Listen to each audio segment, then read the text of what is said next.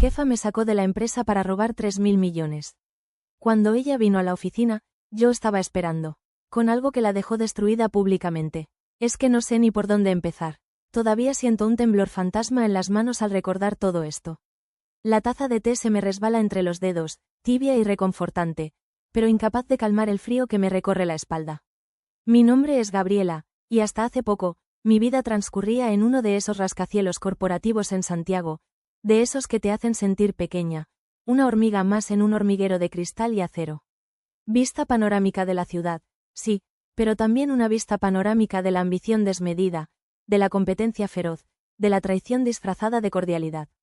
Café gourmet en la oficina, jerga corporativa que te hace sentir en un capítulo de Suits, toda esa mierda que ahora me parece tan superficial, tan absurda. Mi jefa, Carla, era la encarnación de ese mundo. Ambiciosa hasta la médula, de esas que se quedan hasta tarde, con las luces de la oficina reflejadas en sus ojos cansados, contestando mails a las 3 de la mañana, escalando posiciones a la velocidad de la luz, dejando un rastro de cuerpos, profesionales, claro, a su paso. Al principio, me parecía admirable, casi fascinante. Yo, recién salida de la universidad, con la tinta del título aún fresca en mis dedos, la veía como un modelo a seguir. La observaba con una mezcla de admiración e intimidación, deseando algún día alcanzar su nivel de eficiencia, su seguridad aplastante.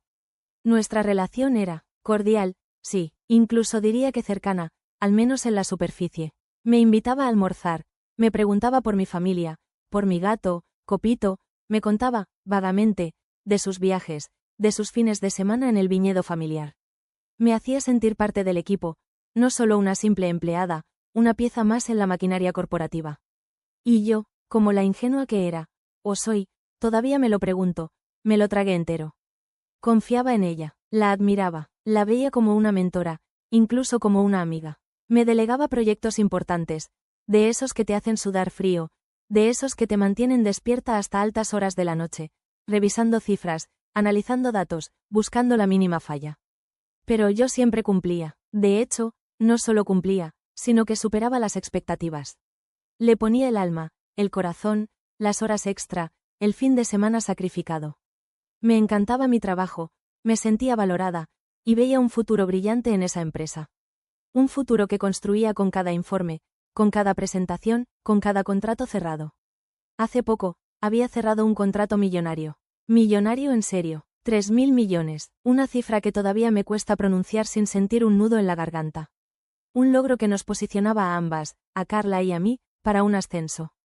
Recuerdo la reunión con el cliente, la tensión en el aire, el peso de la responsabilidad sobre mis hombros. Recuerdo el alivio al escuchar al representante legal del cliente pronunciar el sí, el apretón de manos firme, la sonrisa sincera que se dibujó en mi rostro. Nos felicitaban en los pasillos, las palmaditas en la espalda, las sonrisas, algunas genuinas, otras no tanto, de los compañeros, las invitaciones a reuniones con los altos mandos, esas reuniones donde el café sabía a éxito y el futuro se pintaba de color oro.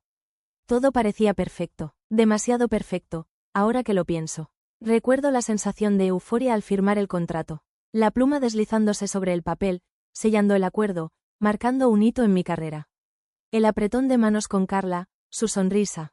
Diferente. Ahora, analizando cada detalle, cada gesto, me doy cuenta de que había algo en su mirada, una chispa fría, un brillo calculador que no supe interpretar en ese momento. En ese momento, sentí que estaba en la cima del mundo. No tenía idea de lo que se avecinaba. No tenía ni la más remota idea de que todo era una fachada, una elaborada puesta en escena para lo que Carla tenía planeado. A veces, cuando me despierto en medio de la noche, revivo ese momento, la firma del contrato, la sonrisa de Carla, y siento un escalofrío que me recorre la espalda, un sudor frío que me empapa la piel. Es como si mi cuerpo supiera, desde el principio, que algo andaba mal. Pero mi mente, mi estúpida e ilusa mente, se negó a verlo. Se negó a aceptar la posibilidad de que la persona en la que confiaba, la persona que consideraba a mentora, pudiera ser capaz de semejante traición. Y ahora, estoy aquí, desempleada, con un nudo en la garganta que me impide tragar, con la sensación de que me han robado algo más que un trabajo. Me han robado la confianza, la ilusión, la fe en la gente. Me han robado la inocencia. Y eso duele más que cualquier despido. El contrato, esos 3.000 millones, se convirtieron en el aire que respirábamos en la oficina, una presencia invisible pero omnipresente.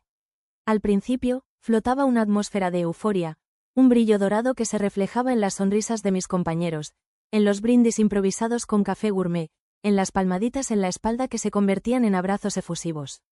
Era la joya de la corona, el logro que nos elevaba a todos, un triunfo colectivo que saboreábamos con la intensidad de quien ha escalado una montaña empinada y finalmente contempla el paisaje desde la cima.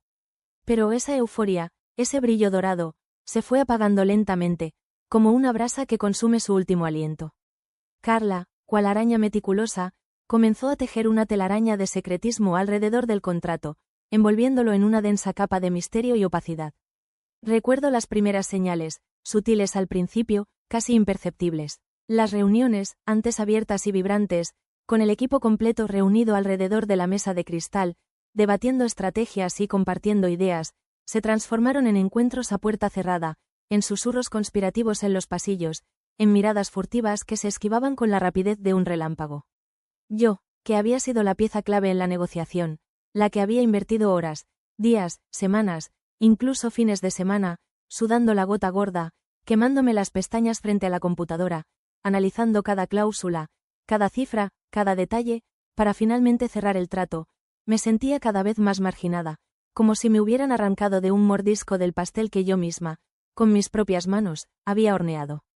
La sensación era amarga, un sabor metálico en la boca que no se iba con ningún enjuague bucal. Una noche, mientras trabajaba hasta tarde, con las luces de Santiago parpadeando a través del cristal como un millón de luciérnagas, el silencio de la oficina roto solo por el tecleo rítmico del teclado y el susurro del aire acondicionado, Carla salió de una de esas reuniones misteriosas. Su rostro, usualmente sereno y controlado, estaba tenso, los músculos de su mandíbula apretados, los ojos como dos pozos oscuros, vacíos de cualquier emoción reconocible. Me miró de reojo, una mirada fugaz, casi despectiva, como si no me reconociera, como si yo fuera un mueble más de la oficina, una planta, una lámpara, y desapareció en su oficina sin decir una palabra, sin un saludo, sin un gesto de reconocimiento. Sentí un nudo en el estómago, una premonición helada que me recorrió la espalda como un escalofrío, una de esas sensaciones viscerales que te gritan que algo anda mal, muy mal, pero que, por alguna razón, te niegas a escuchar. La ignoré, como una idiota, como una ingenua que se aferra a la imagen idealizada de su mentora, de su amiga. Me dije a mí misma que estaba cansada, que la presión del contrato me estaba pasando factura, que estaba imaginando cosas, que Carla simplemente estaba estresada, agobiada por la responsabilidad. Ahora, con la perspectiva del tiempo, me doy cuenta de lo ciega que fui, de lo estúpidamente optimista que fui. Las peticiones extrañas no tardaron en llegar. Al principio, fueron sutiles, casi inocentes. Me pedía copias de todos los documentos relacionados con el contrato, cosa que, obviamente, ya tenía. Para tener un respaldo, decía, con una sonrisa forzada que no alcanzaba a iluminar sus ojos, una sonrisa que ahora reconozco como la máscara de la mentira. Luego, las peticiones se volvieron más insistentes, más inusuales. Me pedía que le resumiera las cláusulas, las condiciones, los detalles más minúscimos del contrato, como si no los hubiera leído 1000 veces, como si no los hubiera memorizado durante las largas noches de negociación. Incluso me pidió, en una ocasión, que le explicara, paso a paso, con lujo de detalles, cómo había logrado cerrar el trato, qué estrategias había utilizado, qué argumentos había esgrimido, como si de repente hubiera perdido la memoria, como si el conocimiento que yo poseía, el conocimiento que ella misma había presenciado, se hubiera evaporado de su mente. ¿Podrías refrescarme la memoria, Gabriel? Ah, me decía, con una voz suave, casi suplicante, es que con tantos detalles, a veces se me escapan algunas cosas. En ese momento, me pareció extraño. Sí, una punzada de inquietud me atravesó el pecho, pero no le di mayor importancia. Pensé que era su forma de controlar todo, de microgestionar cada aspecto del proyecto, de asegurarse de que todo estaba en orden, de que no se le escapaba ni un solo detalle. Ahora, con la amarga claridad de la retrospectiva, me doy cuenta de que estaba preparando el terreno, borrando mis huellas, construyendo su coartada, sentando las bases para su traición. Estaba planeando su jugada maestra, y yo, como una peona ciega, le estaba entregando todas las piezas del tablero, le estaba dando las llaves del reino. La tensión en la oficina se volvió palpable, densa, asfixiante, como una corriente eléctrica que recorría los pasillos, que crepitaba en el aire, que te hacía sentir la piel erizada. Los demás compañeros, antes cordiales y amigables, me miraban con una mezcla de lástima y curiosidad, con una pizca de morbo, como si supieran algo que yo no, como si fueran testigos silenciosos de una tragedia que se avecinaba. Los susurros a mis espaldas se intensificaron, se volvieron más audaces, más descarados. Las miradas furtivas se transformaron en observaciones directas, en estudios minuciosos de mi lenguaje corporal, de mis expresiones faciales, buscando alguna pista, alguna señal de debilidad. Me sentía observada, juzgada, analizada bajo un microscopio, como un insecto atrapado bajo la lupa de un entomólogo. El ambiente, antes vibrante y competitivo, se había vuelto opresivo, tóxico, un caldo de cultivo para la paranoia y la desconfianza. El café gourmet, antes un símbolo de éxito y celebración, ahora sabía a ceniza en la boca, un sabor amargo que me recordaba la podredumbre que se gestaba a mi alrededor. La vista panorámica de la ciudad, antes inspiradora, un recordatorio de las infinitas posibilidades que se extendían ante mí, ahora me producía vértigo, una sensación de vacío en el estómago, como si estuviera al borde de un precipicio, a punto de caer al vacío. Y en el fondo, en lo más profundo de mi ser, una voz débil pero persistente me susurraba que la caída era inevitable. Que el golpe iba a ser duro. El día llegó sin previo aviso, como un maremoto que arrasa con todo a su paso. Un martes, gris y lluvioso, un día cualquiera que se transformó en el epicentro de mi propio terremoto personal.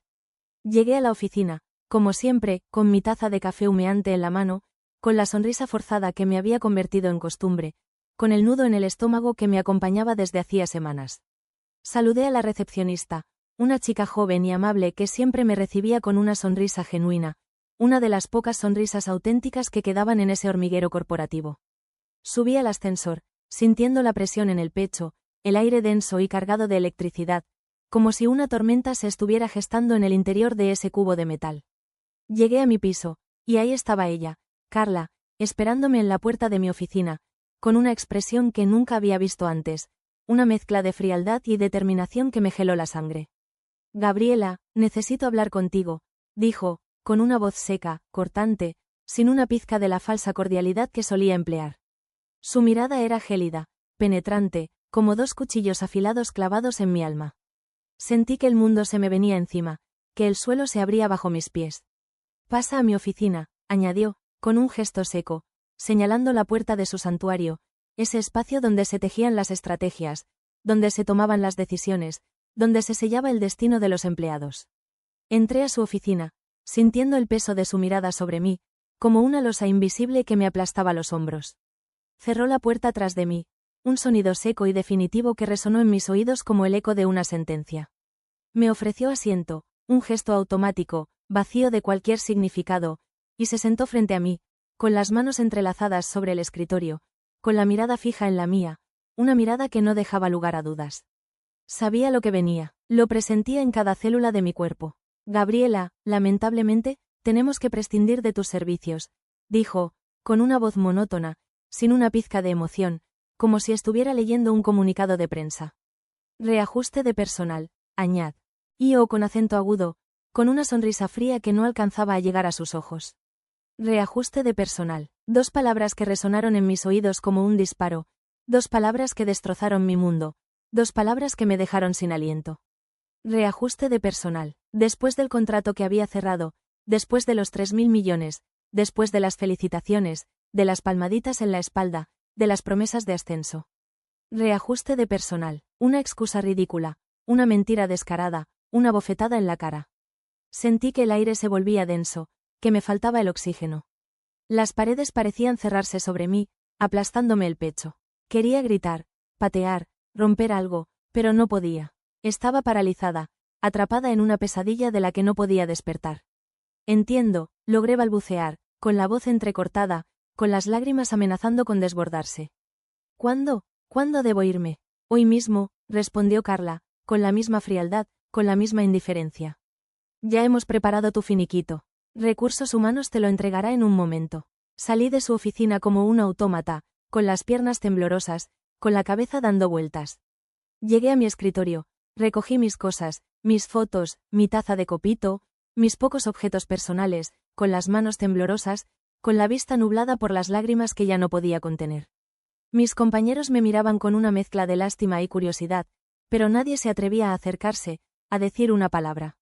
El silencio era ensordecedor, un silencio cargado de reproches, de miradas furtivas, de secretos a voces. Mientras esperaba a recursos humanos, decidí revisar mi correo por última vez.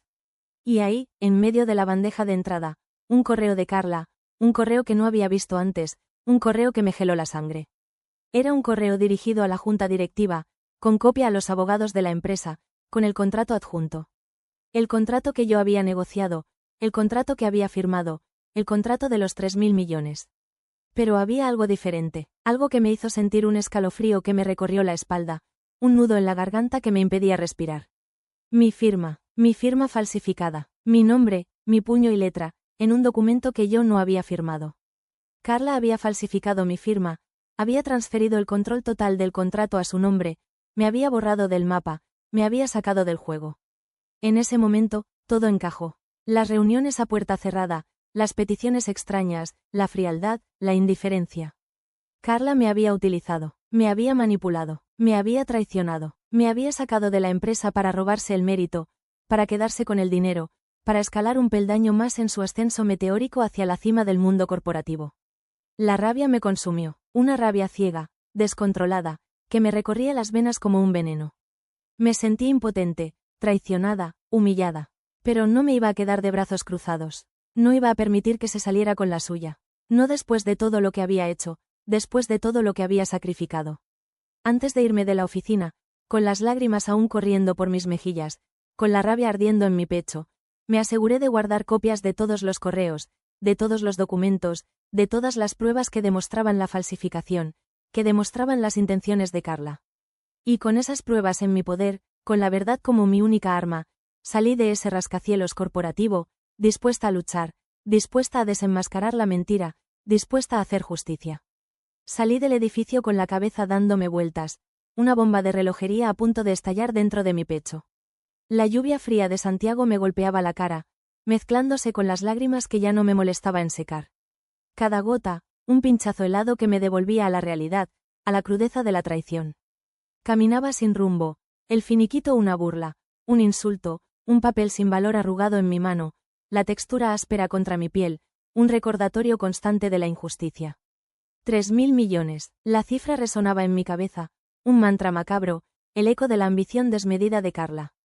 Me sentía como si me hubieran arrancado algo más que un trabajo, me habían robado la dignidad, la confianza, las ganas, la fe en todo lo que creía. El mundo, antes un lienzo lleno de posibilidades, ahora se reducía a un callejón sin salida, gris y opresivo. Llegué a un pequeño café a unas cuadras de la oficina, uno de esos lugares donde el olor a café recién hecho se mezcla con el murmullo de las conversaciones y el tintineo de las tazas, un refugio precario en medio de la tormenta que se desataba en mi interior. Necesitaba sentarme, respirar, procesar la avalancha de emociones que me amenazaba con ahogarme. El ruido de la ciudad, antes un murmullo de fondo, ahora me taladraba los oídos, cada bocinazo, cada grito, cada risa, una punzada en mi sensibilidad exacerbada. Pedí un té, cualquier cosa caliente que me ayudara a calmar el temblor en mis manos, un temblor que se extendía a todo mi cuerpo, una vibración incontrolable que me hacía sentir frágil, vulnerable, expuesta. Me senté en una mesa apartada, junto a la ventana, observando la lluvia caer con la misma intensidad con la que las lágrimas corrían por mis mejillas. La ciudad, difuminada por el agua, parecía un reflejo de mi propio estado, borrosa, inestable, a punto de desintegrarse. Mientras el té se enfriaba frente a mí, sin probarlo siquiera, revisé una y otra vez las copias que había guardado. Los correos, impresos con la frialdad de la letra digital, los documentos falsificados, con la rúbrica impostora de mi nombre, una imitación grotesca de mi propia identidad, todo estaba ahí, una evidencia irrefutable de la maquinación de Carla, cada hoja un testimonio silencioso de su ambición desmedida, de su crueldad calculada. Era como sostener en mis manos el corazón podrido de la avaricia, la prueba tangible de hasta dónde era capaz de llegar, de la oscuridad que se escondía tras su fachada de profesionalismo y eficiencia. La rabia inicial, un fuego abrasador que me consumía las entrañas, dio paso a una fría determinación, una gélida certeza que se asentaba en mi estómago como una piedra. No iba a dejar que se saliera con la suya. No después de todo el esfuerzo, el sacrificio, la lealtad ciega que le había entregado a esa empresa, a ese proyecto, incluso a ella, a la mujer que creía mi mentora, mi amiga, mi confidente. Recordé las noches sin dormir, el agotamiento físico y mental, las horas extra, robadas al sueño, a la familia, a la vida, los fines de semana sacrificados en el altar de la productividad, todo ofrecido en bandeja de plata a una diosa falsa, a una ídolo con pies de barro. Recordé su falsa sonrisa, la curva perfecta de sus labios que ocultaba la ponzoña de la traición, sus palabras de aliento, vacías de significado, su aparente cercanía, una pantomima cuidadosamente construida para ganarse mi confianza, para desarmarme, para dejarme expuesta a su ataque. Todo una farsa, un teatro macabro montado para apuñalarme por la espalda, para dejarme desangrando en el frío pavimento de la realidad. Busqué en mis contactos el número de Andrés, un amigo de la universidad que ahora trabajaba como abogado, un recuerdo de tiempos más simples, de una vida donde la traición no era más que una palabra en el diccionario. Dudé un momento antes de marcar, el teléfono frío y pesado en mi mano, una extensión de mi propia indecisión. ¿Estaba exagerando? ¿Era yo la loca, la paranoica, la despechada que veía conspiraciones donde no las había? La duda, un gusano venenoso, roía mi confianza, me susurraba al oído que estaba equivocada, que todo era producto de mi imaginación, de mi resentimiento. Pero la imagen de la firma falsificada, una mancha oscura en el blanco impoluto del contrato, la frialdad en los ojos de Carla al despedirme, dos pozos helados que reflejaban la ausencia de cualquier emoción humana, me devolvieron la fuerza, me insuflaron la energía necesaria para marcar el número, para escuchar la voz familiar de Andrés al otro lado de la línea. Andrés, necesito tu ayuda, dije con la voz temblorosa, apenas un susurro, las palabras atascadas en mi garganta, un torrente de emociones contenidas a punto de desbordarse. Le conté todo, desde el principio, desde la euforia inicial del contrato, la celebración efímera, el brillo dorado que se desvaneció rápidamente, hasta el descubrimiento de la falsificación, la revelación brutal que me había destrozado el mundo. Hablé sin parar, atropellando las palabras, como si temiera que el silencio me tragara de nuevo, me arrastrara a las profundidades del abismo donde la desesperación reinaba. Del otro lado de la línea, Andrés escuchaba en silencio, con la paciencia de un confesor, con la atención de un profesional, absorbiendo cada detalle, cada matiz, cada inflexión de mi voz. Cuando terminé, un silencio pesado se instaló entre nosotros, un silencio cargado de significado, un espacio vacío que amplificaba la gravedad de la situación. ¿Tienes pruebas de todo esto, Gabriela? Preguntó finalmente, con una voz seria, profesional, despojada de cualquier emoción, una voz que me devolvió a la realidad, a la necesidad de actuar, de luchar. Sí, respondí con firmeza, con una convicción que me sorprendió incluso a mí, la voz clara y segura a pesar del temblor en mis manos. Tengo copias de todo, correos, documentos, todo lo que necesito para demostrar lo que hizo. Bien, dijo Andrés, con un tono de aprobación en la voz, una chispa de esperanza que encendió una pequeña llama en la oscuridad de mi desánimo. Entonces tenemos un caso. Nos vemos mañana en mi oficina. Vamos a ponerle un alto a esta mujer. No va a salirse con la suya. No, no va a salirse con la suya, repetí para mí misma, con una determinación férrea, cerrando el puño alrededor de las copias de los documentos, sintiendo la textura del papel contra mi piel, un recordatorio tangible de la injusticia, una promesa de venganza. Colgué el teléfono y respiré hondo por primera vez en horas, un suspiro tembloroso que liberó parte de la tensión acumulada en mi pecho. Sentí un pequeño alivio, una chispa de esperanza en medio de la oscuridad que me envolvía, la promesa de una luz al final del túnel. No estaba sola, tenía a alguien de mi lado, alguien que creía en mí, alguien dispuesto a ayudarme a luchar. Iba a luchar, y no iba a parar hasta que Carla pagara por lo que había hecho, hasta que la justicia se hiciera presente, hasta que la verdad saliera a la luz. El té seguía frío frente a mí, abandonado en la mesa, un testigo mudo de mi desesperación, pero ya no me importaba. La rabia había dado paso a la determinación, la humillación, a la sed de justicia. Y en ese pequeño café, bajo la lluvia fría de Santiago, con el corazón latiendo con fuerza en mi pecho, con la verdad como mi única arma, comenzó mi contraataque. No sé si fue un chivatazo o si simplemente se olían que algo andaba mal, pero Carla se enteró de mi denuncia casi de inmediato. Y ahí fue cuando la mierda realmente golpeó el ventilador. La elegante y controlada Carla que yo conocía desapareció por completo, reemplazada por una víbora dispuesta a todo para proteger su piel. Empezó una campaña de desprestigio que me dejó temblando. Primero, fueron los susurros en los pasillos, las miradas de reojo, los saludos que se evaporaban antes de llegar a mí. Luego, las cosas se pusieron más directas. Me acusó de difamación, de querer sabotear su carrera por envidia profesional, de estar despechada, porque no me habían ascendido. Sí, claro, despechada porque no me habían ascendido después de cerrar un contrato de 3.000 millones que ella se había apropiado. La ironía me dolía físicamente. Sentía la presión constante, como si todos los ojos de la oficina estuvieran clavados en mi espalda, analizando cada uno de mis movimientos, buscando cualquier falla, cualquier signo de debilidad. El café de la mañana, que antes disfrutaba con mis compañeros, se convirtió en una tortura, cada sorbo un nudo en la garganta. El simple acto de caminar por los pasillos se sentía como atravesar un campo minado, cada paso una posibilidad de encontrarme con la mirada fría y calculadora de Carla, o peor aún, con los rostros hipócritas de aquellos que antes consideraba amigos y que ahora me evitaban como si fuera una plaga.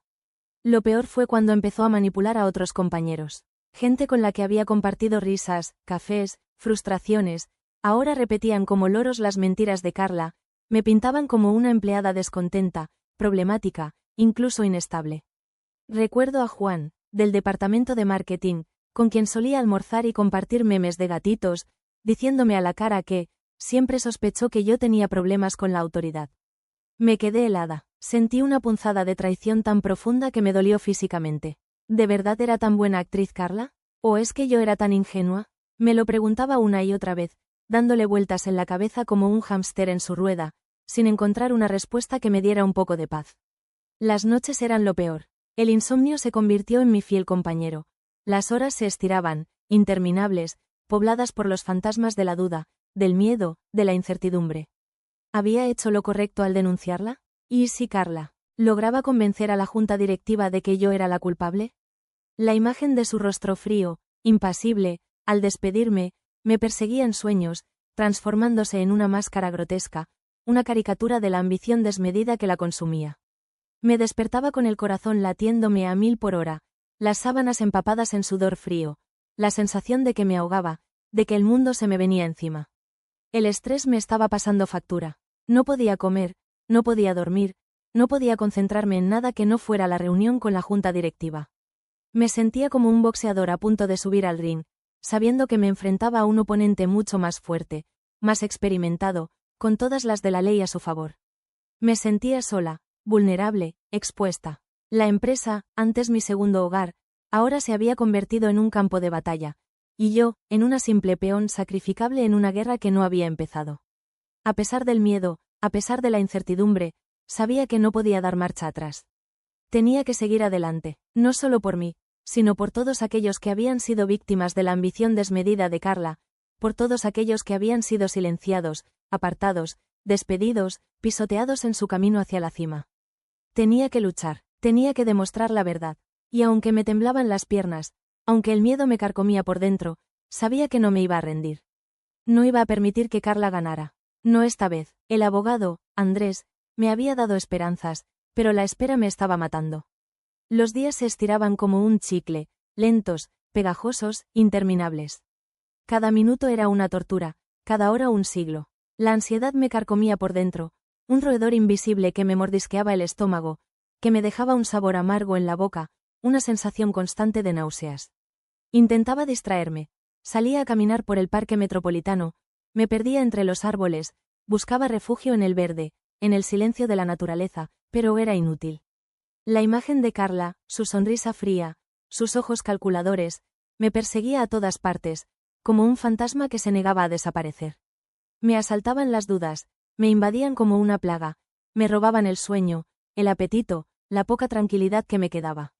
¿Había hecho lo correcto? ¿Estaba exagerando? ¿Y si Carla lograba convencerlos de que yo era la culpable? La junta directiva la conocía desde hacía años, habían sido testigos de su ascenso meteórico, de su eficiencia implacable, de su capacidad para cerrar tratos millonarios. Me creerían a mí, una simple empleada, una recién llegada al mundo corporativo, o a ella, la estrella de la empresa, la mujer que había llevado a la compañía a la cima del éxito. La incertidumbre me ahogaba, me sentía como si estuviera atrapada en una telaraña, sin poder moverme, sin poder respirar. Los escenarios más catastróficos se proyectaban en mi mente, uno tras otro, como una película de terror que se repetía en bucle. Me veía a mí misma, desacreditada, humillada, con mi carrera profesional arruinada, con mi reputación por los suelos. Me veía obligada a abandonar Santiago, a empezar de cero en otra ciudad, con el peso de la derrota sobre mis hombros, con la marca de la traición grabada a fuego en mi piel. Intentaba aferrarme a la razón, a la lógica, a las pruebas que tenía en mi poder, pero el miedo era más fuerte. El miedo a las consecuencias, a la venganza de Carla, a la humillación pública. El miedo a perderlo todo. Pasaba horas frente al espejo, observando mi reflejo, buscando en mi rostro alguna señal de fortaleza, de seguridad, pero solo veía a una chica asustada, con los ojos rojos e hinchados, con las ojeras marcadas, con la piel pálida y sin vida. Me sentía agotada, física y mentalmente, como si hubiera corrido una maratón sin fin. La tensión constante, la incertidumbre, la falta de sueño, me estaban pasando factura. Me sentía al borde del colapso, a punto de romperme en mil pedazos. A veces, en medio de la desesperación, pensaba en renunciar, en dejarlo todo, en desaparecer, en olvidarme de Carla, de la empresa, del contrato, de todo. Pero entonces, la imagen de su rostro frío, al despedirme, volvía a mi mente, y la rabia, la sed de justicia, volvían a encenderse en mi interior, con más fuerza que nunca. No podía rendirme, no podía permitir que se saliera con la suya. Tenía que luchar, por mí, por mi futuro, por la verdad. Recordaba las palabras de Andrés, su voz serena y segura, sus palabras de aliento, y me aferraba a ellas como a un clavo ardiendo. Tenemos un caso, Gabriela. No va a salirse con la suya. Repetía esas palabras una y otra vez, como un mantra, como una oración, buscando en ellas la fuerza que me faltaba. La espera se hacía eterna. Los días se convertían en semanas, y las semanas en un borrón de ansiedad y incertidumbre. La reunión con la junta directiva se posponía una y otra vez, alimentando mis miedos, dándole alas a mis dudas. Me sentía como un ratón atrapado en una jaula, observado por un gato invisible, esperando el momento inevitable en que la trampa se cerrara sobre mí. Pero en el fondo, en lo más profundo de mi ser, sabía que no me iba a rendir. La imagen del rostro frío de Carla al despedirme, la rabia que sentía por la traición, la sed de justicia, me daban fuerzas para seguir adelante. Tenía que demostrar la verdad, y aunque me temblara la voz, aunque el miedo me paralizara, iba a luchar hasta el final. Tenía que hacerlo, no solo por mí, sino por todos aquellos que habían sido víctimas de la ambición desmedida, de la crueldad sin límites, del mundo corporativo. El día finalmente llegó. Me desperté con un nudo en el estómago del tamaño de una pelota de fútbol. Había dormido mal, como siempre, atormentada por pesadillas donde Carla, con una sonrisa triunfante, mostraba un cheque gigante con la cifra de los 3.000 millones. Me duché con agua helada, intentando calmar los nervios, pero el temblor en mis manos no desaparecía. Me vestí con mi mejor traje, el que usé para cerrar el maldito contrato, irónicamente. Necesitaba sentirme fuerte, segura, aunque por dentro estuviera hecha un flan. Desayuné un yogur, que apenas pude tragar, y salí de casa con la laptop en la mano, sintiendo su peso como si llevara una roca. El camino a la oficina fue una tortura. Cada semáforo en rojo, cada bocinazo, cada mirada de la gente en la calle, parecía una señal de que todo iba a salir mal. Llegué con una hora de anticipación. Necesitaba unos minutos para respirar, para prepararme mentalmente para lo que se avecinaba. Entré a la sala de reuniones vacía. Era grande, imponente, con una mesa de cristal que parecía extenderse hasta el infinito. La vista panorámica de Santiago, que antes me parecía inspiradora, ahora me producía vértigo. Conecté mi laptop al proyector, revisé una y otra vez los archivos, asegurándome de que todo estuviera en orden. Las pruebas estaban ahí, frías e irrefutables, los correos, los documentos falsificados, el historial de las reuniones a las que me habían excluido. Todo. Me senté en una silla, cerré los ojos, y respiré hondo. Intenté visualizar la escena, imaginar lo que iba a decir, cómo iba a reaccionar Carla. Pero mi mente era un torbellino de pensamientos, de miedos, de dudas. ¿Y si no me creían? ¿Y si Carla lograba manipularlos? ¿Y si todo esto era una terrible equivocación? La puerta se abrió, y entraron los miembros de la junta directiva. Rostros serios, impasibles, que me observaban con una mezcla de curiosidad y expectativa. Me saludaron con un gesto formal, y se sentaron alrededor de la mesa. El silencio era denso, asfixiante. Sentía el peso de sus miradas sobre mí, analizándome, juzgándome. Y entonces, la puerta se abrió de nuevo, y entró ella. Carla, impecablemente vestida, con su sonrisa habitual, segura de sí misma, como si fuera la dueña del mundo. Me miró de reojo, con una mezcla de desprecio y arrogancia, y se sentó en el extremo opuesto de la mesa. Su mirada me atravesaba como un cuchillo, fría y calculadora. En ese momento, sentí un escalofrío que me recorrió la espalda. Sabía que la batalla había comenzado. El presidente de la junta directiva carraspeó, y el silencio se rompió. Bien, Gabriela, dijo, con una voz grave y autoritaria, estamos aquí para escuchar tu versión de los hechos. Tomé una bocanada de aire, y comencé a hablar. Al principio, mi voz temblaba, las palabras salían atropelladas, pero a medida que iba exponiendo las pruebas, a medida que iba relatando los hechos, mi voz se fue haciendo más firme, más segura. Mostré los correos, los documentos falsificados, expliqué con detalle cómo Carla me había manipulado, cómo me había excluido de las reuniones, cómo había preparado el terreno para su traición. Sentía la mirada de Car, la clavada en mí, ardiendo de rabia, pero no me detuve. Tenía que decirlo todo, tenía que demostrar la verdad. Cuando terminé, un silencio sepulcral se apoderó de la sala. Los miembros de la junta directiva se miraron entre sí, con expresiones de sorpresa e incredulidad. Carla, pálida como un fantasma, negaba con la cabeza, murmurando algo sobre una terrible malinterpretación. Pero ya era tarde, las pruebas estaban ahí, a la vista de todos. El presidente de la junta directiva se dirigió a Carla, con una voz fría y cortante. Carla, dijo, lamentamos informarte que, debido a la gravedad de estas acusaciones, y a la evidencia presentada, nos vemos obligados a prescindir de tus servicios. El rostro de Carla se desfiguró. La sonrisa desapareció, reemplazada por una expresión de pánico y desesperación. Intentó argumentar, justificarse, pero ya no había nada que pudiera hacer. La habían descubierto, la habían despedido. En ese momento, sentí una mezcla de alivio y tristeza. Alivio porque la verdad había salido a la luz, porque la justicia se había hecho presente. Tristeza porque la persona que alguna vez admiré, la persona en la que confié, había resultado ser una mentirosa, una traidora. Recuperé mi puesto, y más importante aún, recuperé el respeto de todos.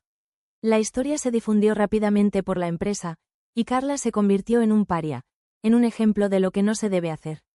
Ahora, meses después, mientras escribo esto, todavía me pregunto si hice lo correcto. ¿Debí haber manejado la situación de otra forma? ¿Fui yo la idiota por exponerla públicamente de esa manera? Necesito sus opiniones. Reddit. Aeta.